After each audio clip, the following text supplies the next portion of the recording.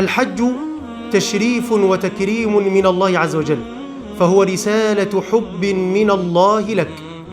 نعم، هو رسالة حب. أيها الحاج، إذا وفقت لهذه الرحلة الطيبة المباركة فاعلم أن الله يحبك. اعلم أن الله قد اختارك، أن الله سبحانه وتعالى قد اصطفاك دون خلقه.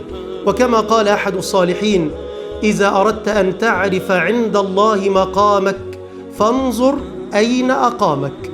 إذا ذهبت إلى هذه الرحلة الطيبة المباركة فاستشعر معية الله وأنك مختار من الله عز وجل.